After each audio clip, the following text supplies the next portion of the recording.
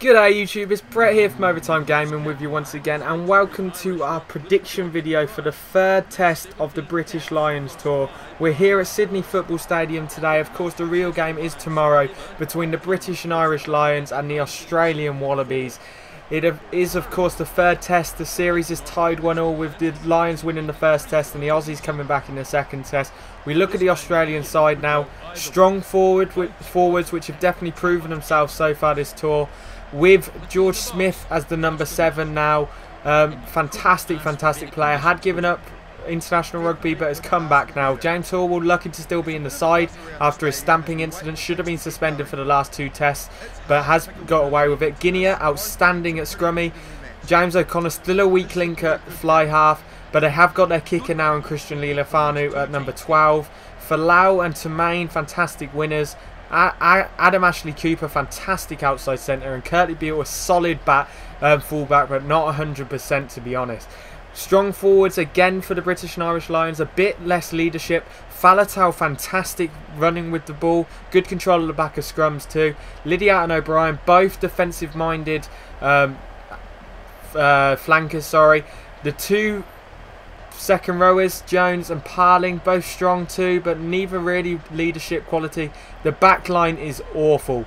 George North, fantastic on the wing though. Lee Halfpenny, fantastic at fullback. Sexton there too. Jamie Roberts makes his first test appearance of the tour.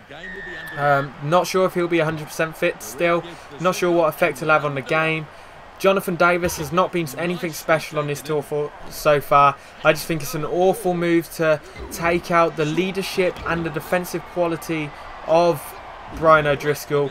We all know O'Driscoll, this is his last tour. He's come out and said that he wanted to win a tour. He's never won a tour since starting with the Lions. This is his 4th tour. His leadership is undeniable. His defensive skill is incredible. He has been good with the ball in hand on this tour. I think it's an awful move to take him out. Let me know what you guys think of the whole situation. Robbie Deans, the Aussie coach, has actually come out and said he thinks it's a poor move for the Lions taking Brian O'Driscoll out. It's come as a surprise and definitely gives the Australians more of a chance to win this game now than they had previously. Now when the opposition manager is coming out and saying that, you know it's a bad thing for your team. I think it's an absolute disgraceful decision by Warren Gatland, and it shows that Gatland is panicking at the moment for his side. Of course, we got the big win over the Aussies in the first test and we've been good on the tour so far. Bit shaky at certain points but still solid. And the first test we picked up the win with Curtly Beale falling over in the last kick of the game and missing the kick to give the Aussies the chance to win it, which sealed the victory for the Lions. It was a close game. Lions probably deserved to win, although the Aussies definitely felt hard done by. The second test was a completely different story. Lions led for most of the match and looked like they should have sealed it, and the defence was just poor and allowed the Australians to get back in it and then win it by 2 points, with Halfpenny missing a kick from the halfway line with the last kick of the game, which you couldn't blame him for. There's a difference between his and Curtly Beale's kick. Curtly Beale was 35-40 yards out, straight in front of the post. Definitely a kick he should seal, and he fell over. Just a pure mistake by him. Whereas Lee Halfpenny's kick was an extremely long kick, wider out than Curtly Beale's and further out than Curtly Beale. So it was a completely different kick, much harder kick, and you can't blame Halfpenny for it. His kick in this tour has been fantastic. It was the defensive work and the offensive work that let us down in the last test. We weren't precise enough. Our scrummaging, as you just see on the screen now, was awful, just like it was on the screen. We gave up the ball way too much. We gave away penalties. It's just disgraceful how our scrum's been this tour so far compared to what it should be. Alongside that, our defensive work has been awful. The players haven't been talking to one another, communicating well enough. Brian O'Driscoll's the only player that's been holding them together, in all honesty, and now he's not there. Poor defensive work will be seen from the Lions. You'll see the Aussies, especially Falau and Will Guinea, tear them apart. We've got Mike Phillips coming back in at scrum half. Mike Phillips actually got torn apart by Will Guinea in the first test, and I don't think it's going to be any different this test. Will Guinea is going to tear us apart at scrum half position. We're not going to get any offensive work from Mike Phillips either. Ben Youngs didn't do anything though in the second test, so you can't really blame Gatlin for changing that one up. The one thing I would have changed is Jonathan Sexton. I'm not a huge fan of Sexton.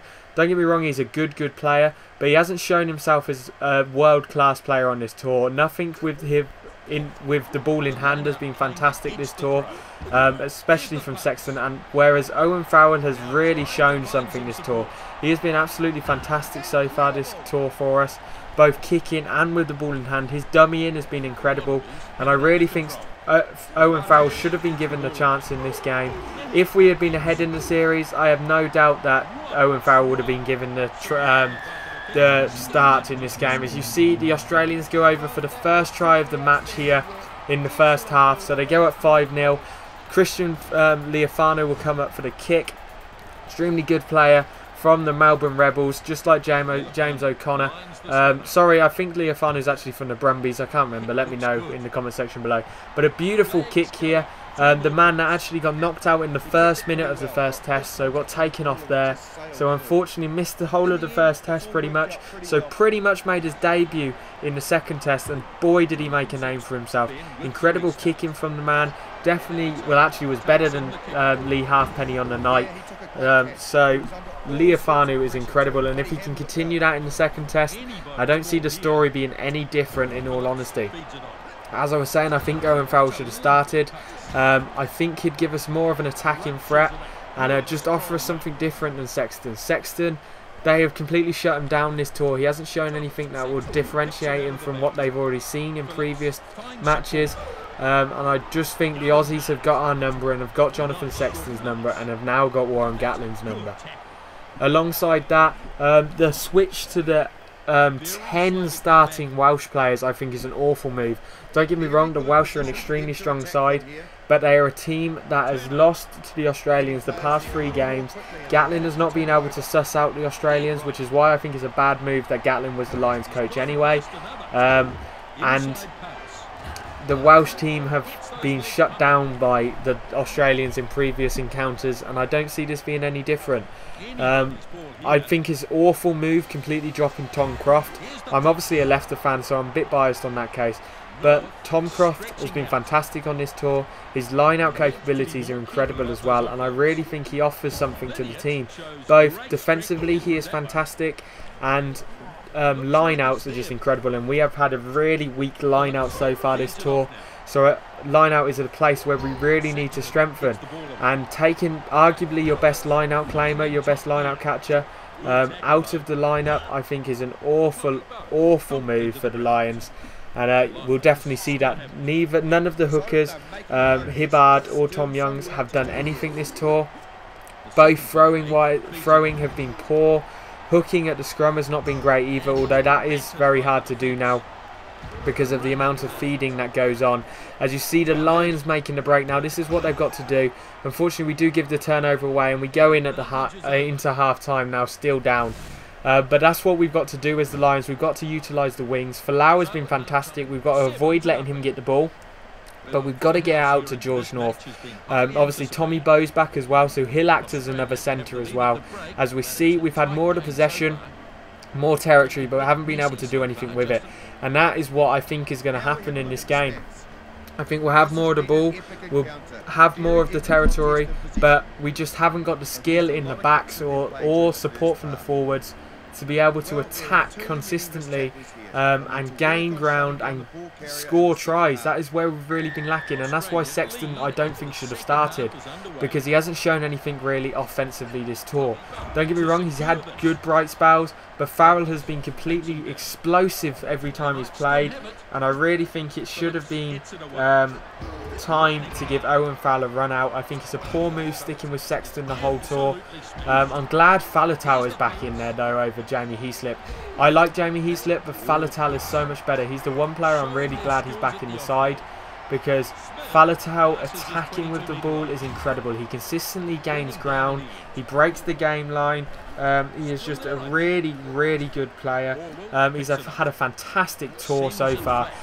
hasn't been given the opportunity so far in the Test jersey, but now he will do, other than against just the teams that we have been playing midweek and stuff, the Aussie regional sides. As you see, we make a sub. This is the period where I really do think subs will be made. As you see, I'm bringing on Owen Farrell. Manitou Alangi will be coming on. I would have loved to have seen Jamie Roberts and Manitou Alangi in the centres. Roberts at 12, Tuolangi at 13.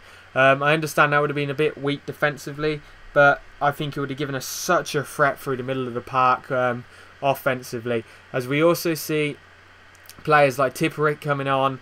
I also think at this point probably would be a change in hooker. You see Tom Youngs come on. Maybe Dan Coles would come on as well. I don't think we'll see Maku Vunapolo again. He had a poor second test. Everyone was doubting his scrummaging anyway, and he got completely outclassed in the scrum. And I'm so glad Alex Corbiziero is there. I thought it was a stupid move picking Vunapolo to be in the test squad anyway over Corbiziero, as Corbiziero is the starter for England. It's not even Vunapolo, so I think it was a poor move from Gatlin there, and it was just shown up in the second test. Vunapolo's scrummaging got completely exploited.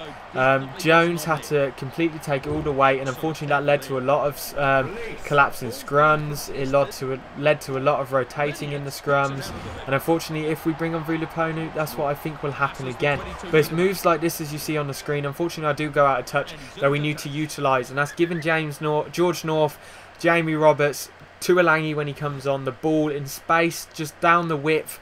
Just let the three men go at the smaller Australian backs, other than Falau obviously, and just take them on. They've got the pace on them as well. They've got the strength on them. We really just need to challenge them up front.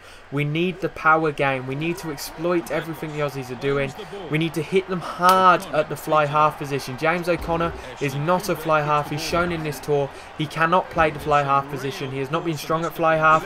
The Aussie balls in the back has not been great. The only times they've been able to attack is when they've slung the long ball out to people like Falau. James O'Connor is not a fly half, neither is Kurtley Beale, if Kurtley Beale moves there at all through the game. They really need to go out and get a fly half, the Aussies, to become a brilliant team. They are a very good side, but to become that top draw side, they need to get a true fly half. And Quade Cooper is that true fly half. I really think they should have started Quade. I think if they've had Quade Cooper this whole time, for this whole test series, they would have won it by now. They would have won both the first and second test. Let me know if you think I'm wrong there, but that is just my opinion. I really do think they would have won the test series so far if they've had Quade Cooper. Stupid move in my opinion by Gatlin. As you see, the Australians, Taman scored the try in the corner here. That's where I think they're going to have the beating of us. Our defence has been stretched a number of times through this series, and I don't think it's going to be any different in this test either.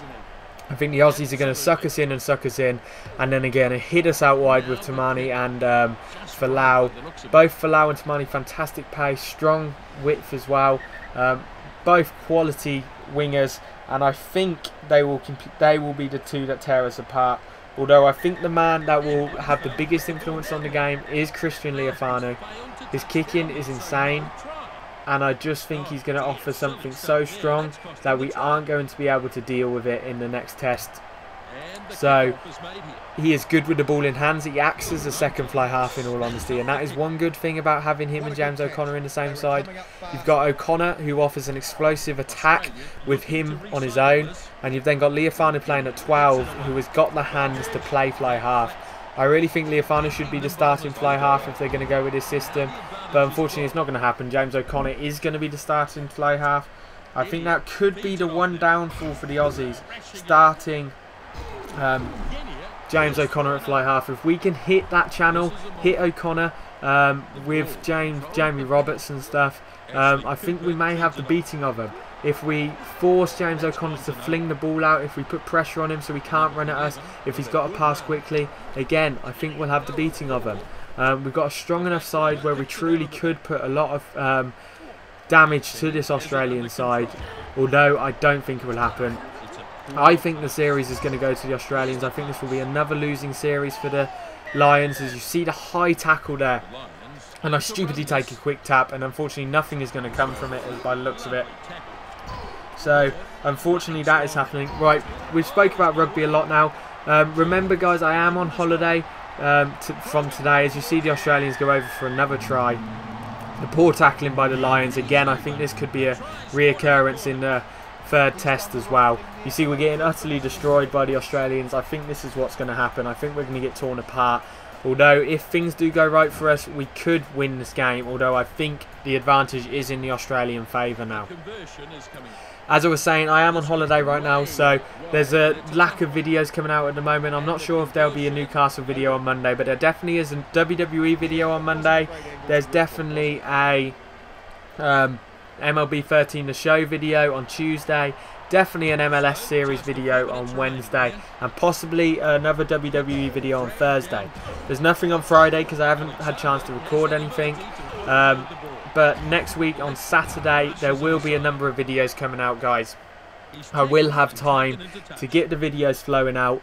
I will get a video out Saturday night. If I don't get a WWE one out on Thursday, it will be a WWE one.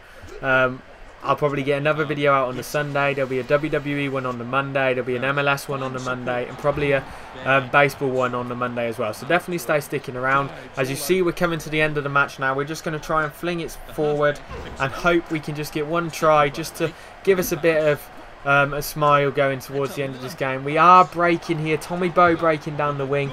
We've definitely got something going. As you see, he kicks it through. Beats his man to it again. Dives on this ball and we do retain position. Phillips going to fling the ball out now, trying to start something. Roberts probably should have taken it there, so should Tipperick.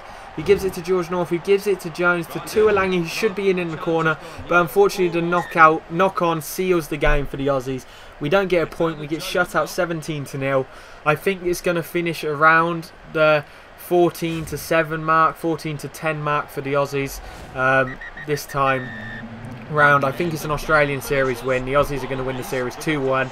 Let me know what you think in the comment section below, guys, and peace out, YouTube. We're heading into overtime. A good contest between these teams. A very confident performance from them. And